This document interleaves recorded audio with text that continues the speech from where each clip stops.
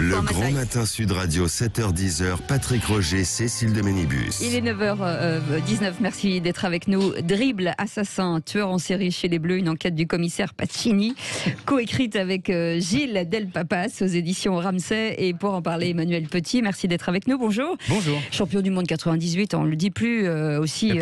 Oui, non, absolument pas, vous plaisantez. Champion d'Europe en 2000, 63 sélections en équipe de France entre 90 et 2003, il est avec nous ce matin pour, entre autres, ce thriller où on cherche le meurtrier. Dribble assassin. Parce que si vous aimez les romans policiers, les thrillers, et que vous aimez en plus le football, et que vous avez envie de vous replonger, Tignes 97, Marseille, et tout le reste, cette Coupe du Monde fabuleuse quand même, cette épopée incroyable de 98. Et bien là, on est complètement dedans, quoi. On se retrouve dans le vestiaire. C'est une fiction en même temps. Je rassure mes ex-coéquipiers. C'est une fiction, mais est-ce qu'il y a des petites choses quand même qui vous ont inspiré, j'ai puisé dans mon expérience, dans mon vécu, effectivement, mais bon, je n'ai pas voulu mettre qui que ce soit ou en porte-à-faux. Exactement. Ouais, c'est ça. C'est bien pour ça l'écriture. Ça permet d'aller hyper loin. La fiction. Oui, surtout la fiction, sans déranger personne finalement. Oui, parce qu'avant j'écrivais des livres trop sérieux qui souvent me donnaient rendez-vous au tribunal. Donc là, j'ai préféré être dans la fiction. Dans l'équipe ce matin, il y a une longue interview de vous. Vous revenez sur beaucoup de souvenirs. Et notamment, alors là, j'ai découvert cette soirée avec Fabien Barthez après la finale de l'Euro.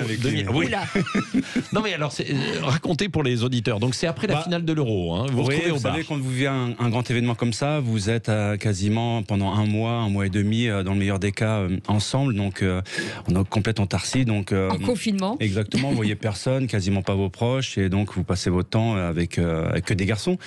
Donc quand vous gagnez ce titre, et ce d'autant plus qu'on avait réalisé le doublé après la Coupe du Monde, donc l'impact et le côté émotionnel a été extraordinaire.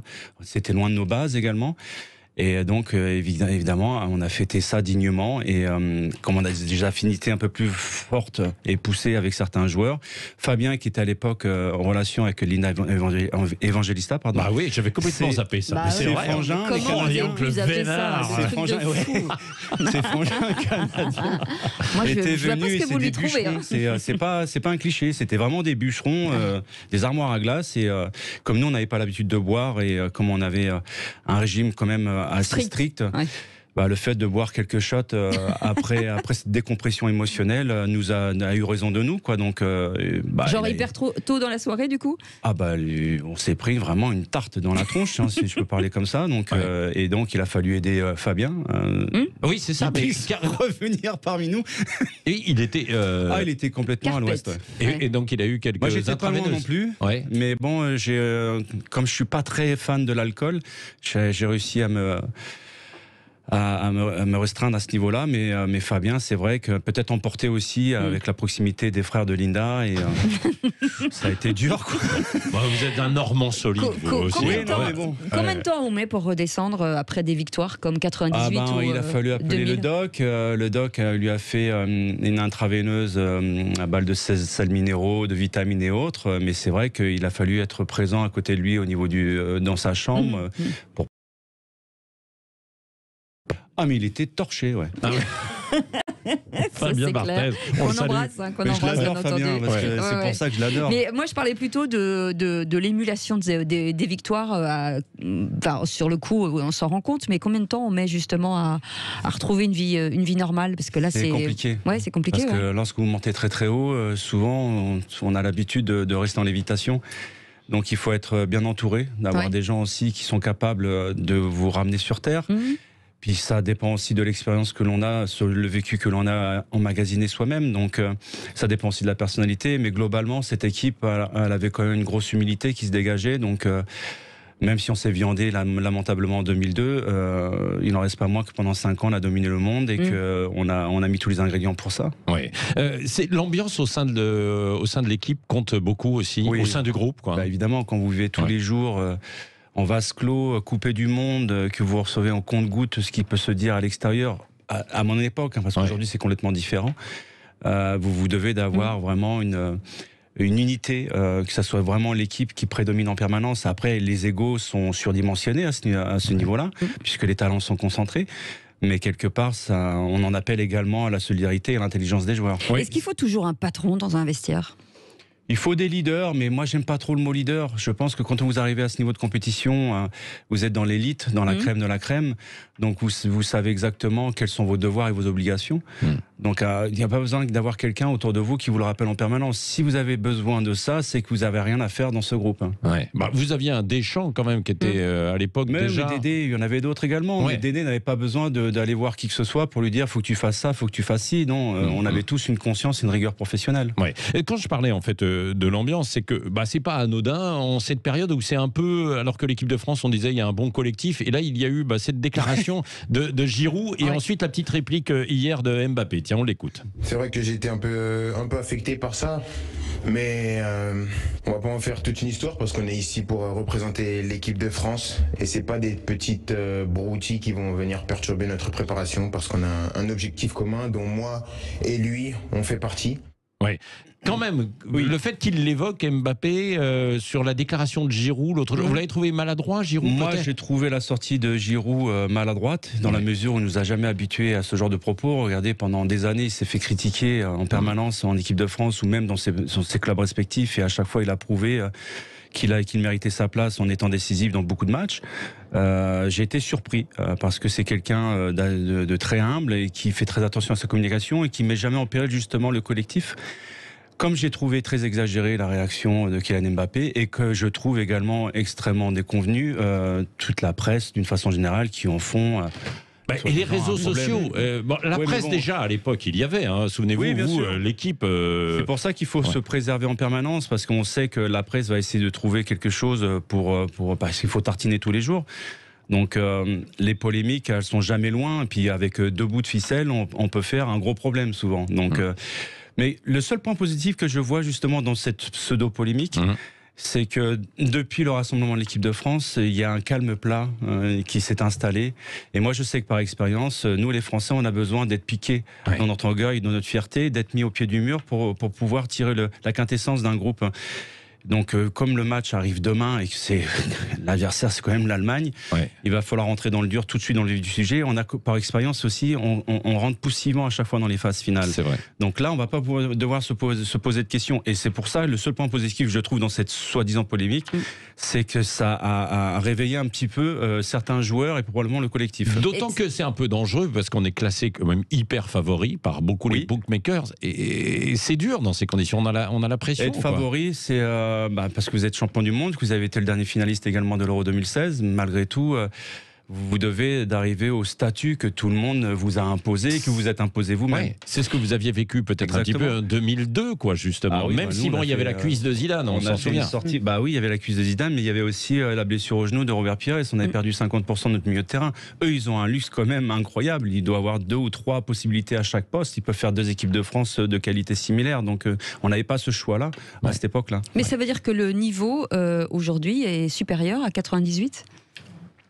Le niveau, je ne sais pas s'il est supérieur dans la mesure où le football n'est pas le même qu'on a joué nous à notre époque, puisqu'il faut intégrer tous les réseaux sociaux. Aujourd'hui, il y a une dimension beaucoup plus grande d'un point de vue médiatique. Je pense également que les stats sont devenues prédominantes aujourd'hui dans le monde du foot. Ce n'était pas le cas à notre époque. C'est pour ça que je fais un parallèle à ce qu'a dit Mbappé. Il a fait une petite allusion justement sur Olivier Giroud par rapport justement au record de l'équipe de France. Donc encore une fois les stats, mais ça concerne que les attaquants. C'est vrai. Allez, on va en parler dans un instant. On va revenir sur votre livre, ce qui vous a inspiré avec Gilles Delpapas. Donc vous aviez déjà écrit un livre. Le premier, à Marseille, qui se passait à Marseille. Le premier, ça c'est le deuxième d'une trilogie. C'est une trilogie. C'est ça. Et donc on vous dévoilera la fin, bien entendu, dans quelques instants. Non, surtout pas. Mais laissez-moi teaser, Patrick. Oh là là, il m'énerve. Allez, à tout de suite. 0826 300 300. Vous avez envie d'échanger, de causer avec Parlons Vrai, avec Emmanuel Petit, justement qui parle vrai. Il colle parfaitement bien à notre slogan. 0826 300 300. Nous sommes ensemble encore pendant un quart d'heure avant de retrouver un certain Guy Carlier qui, lui, alors il est toujours à la limite du hors-jeu. Et bien justement, est-ce que c'est Patrick Roger l'auteur de ce livre? On ne sait pas, on en saura dans un instant. Il est 9h32, Emmanuel Petit est avec nous et ce livre coécrit avec Gilles Delpapas, Dribble Assassin, un thriller qui se passe pendant la Coupe du Monde en 98 aux éditions Ramsay. Si vous aimez le foot et si vous aimez les thrillers, je vous conseille de l'acheter. Mais vous êtes un passionné de thrillers Moi j'adore, enfin depuis très longtemps je lis, j'adore toutes sortes de lectures, différentes thématiques et depuis de ma plus tendre enfance en fait j'ai pris beaucoup de plaisir à commencer à écrire.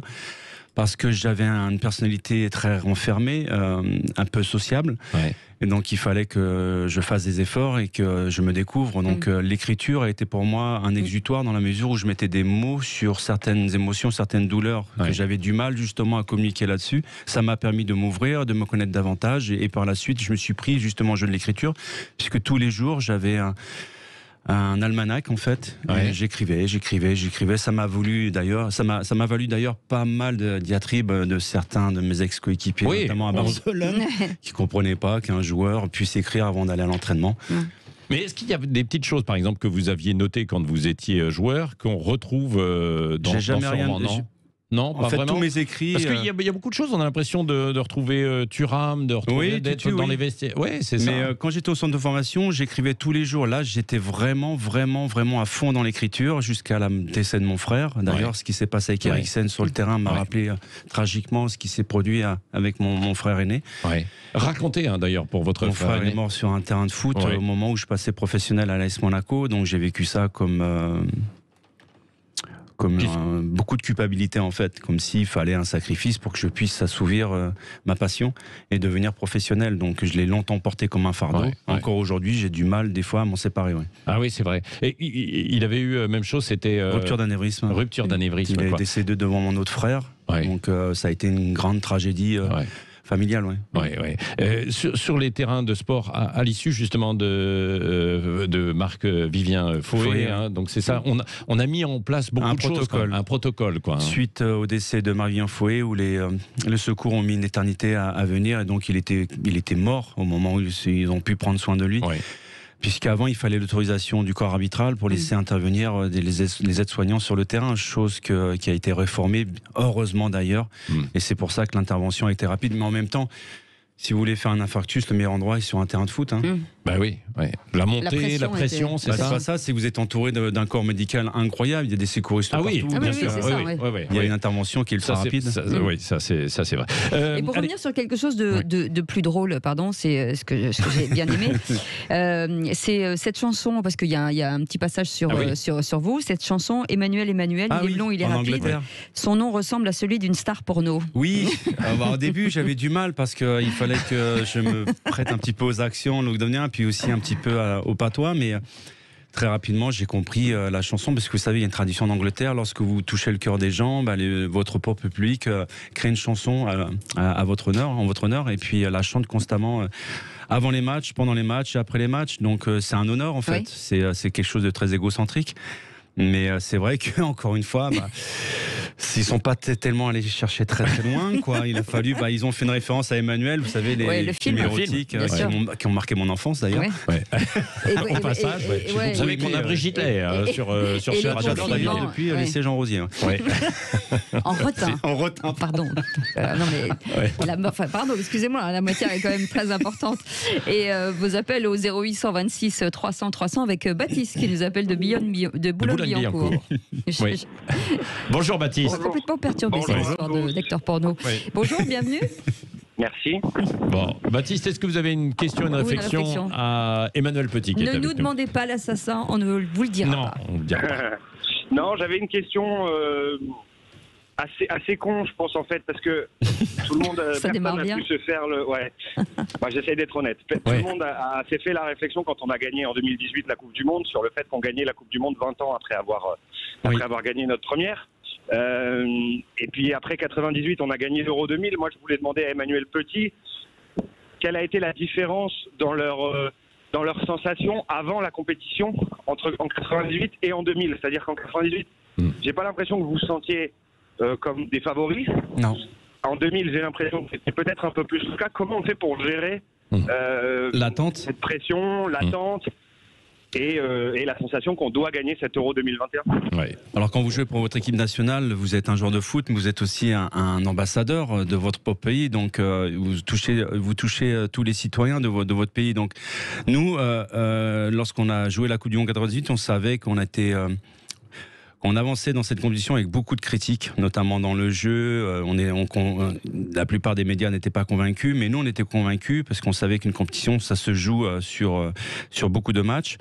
Et donc on est monté en puissance dans cette compétition, on a gagné la Coupe du Monde. Mais malgré tout, après il y a eu encore des critiques qui s'abattaient sur le jeu. On nous disait qu'on n'était pas un beau gagnant, des choses comme ça. Donc c'est vrai que on a été touchés dans notre orgueil.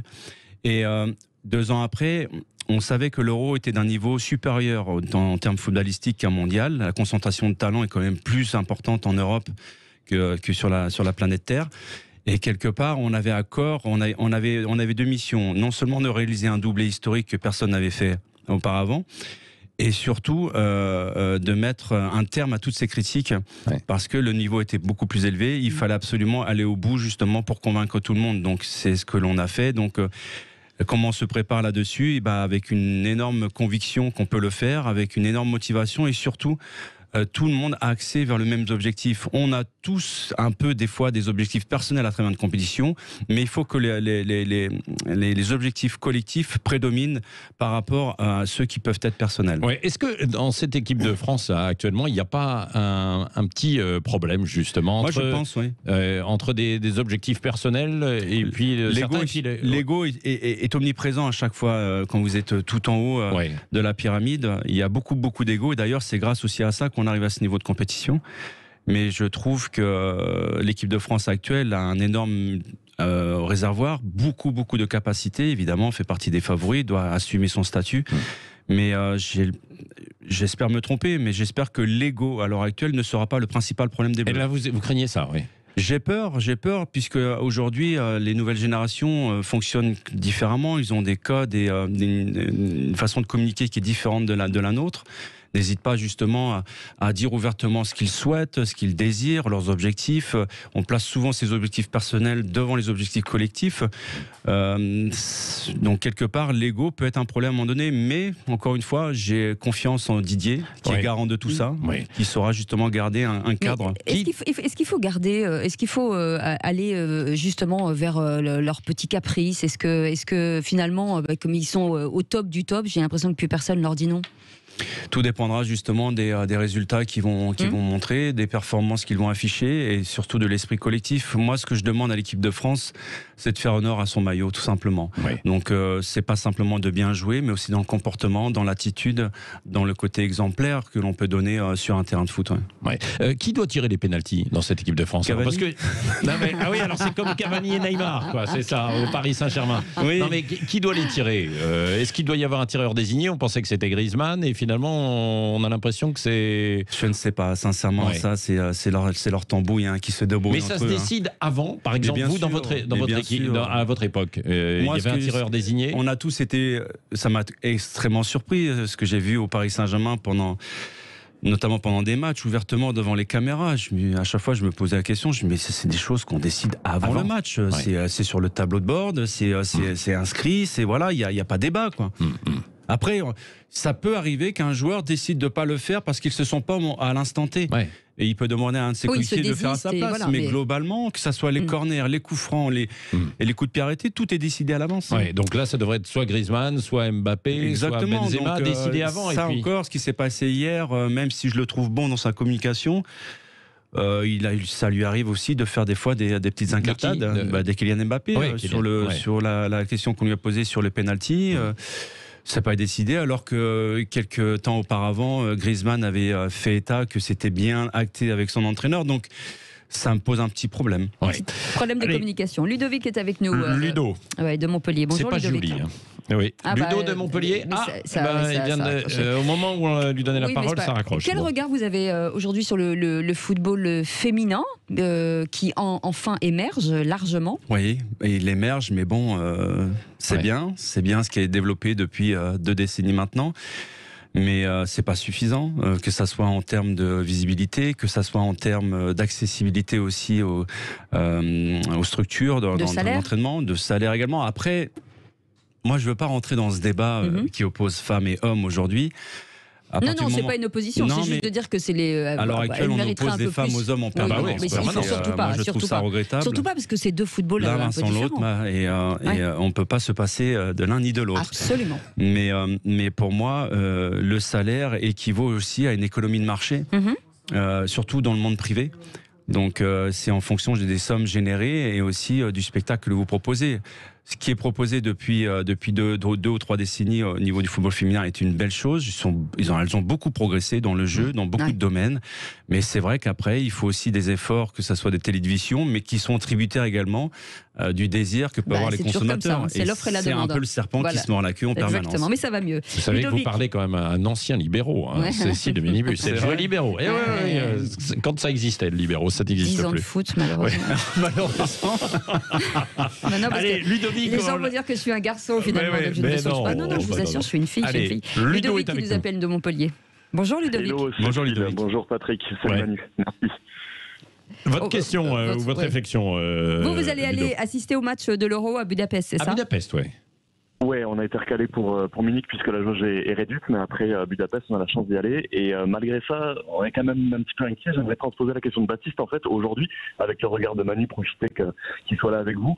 À chaque fois qu'on a été attendu, et même toutes les nations, que ce soit sur l'Euro, sur la Coupe du Monde, avec on parle de meilleure attaque du monde, etc.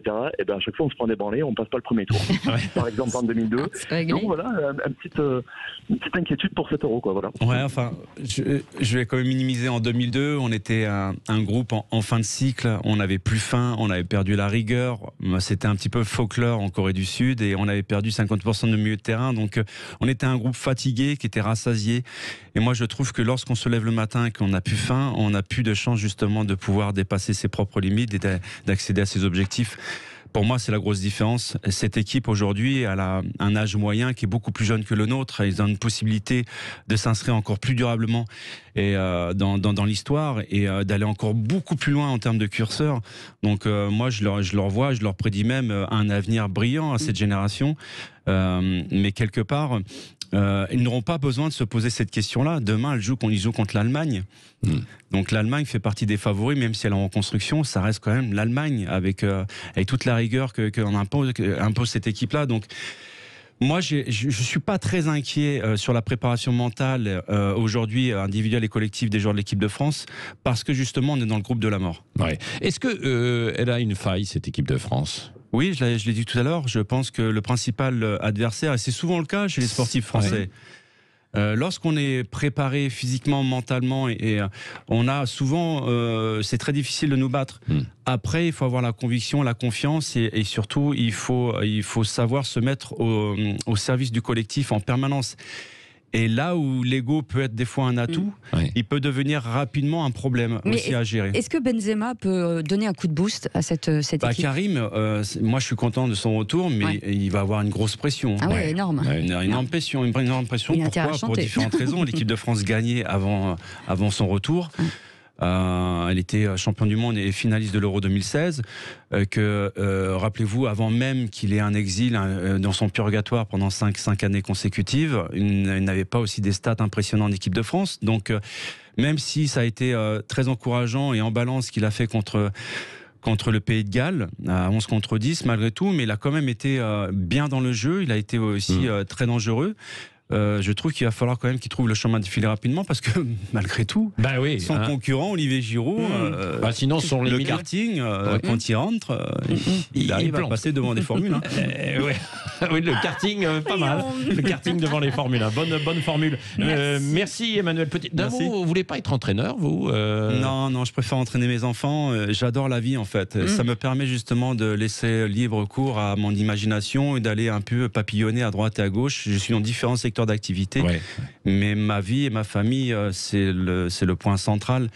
Et quand vous êtes entraîneur, vous êtes dans une machine à laver du matin au soir. Donc pour moi, le foot est ma passion, mais la vie est beaucoup plus importante et passionnelle que le football. En tout cas, on attend le troisième. Oui. Dribble déjà, assassin. Il faut lire quand même le deuxième. Quoi. Et si vous n'avez pas lu d'ailleurs aussi le premier, je vous recommande, il s'appelait le Tacle assassin, le premier. Tacle assassin, ça se passait du côté de Marseille. Ouais. Exact. Dribble assassin, c'est aux éditions Ramsay. Merci d'avoir été avec nous. Tacle sanglant, pardon. C'était là, c'est dribble assassin. Ah bah c'est ça, Tacle sanglant, je me dis merde, c'est pas la même chose.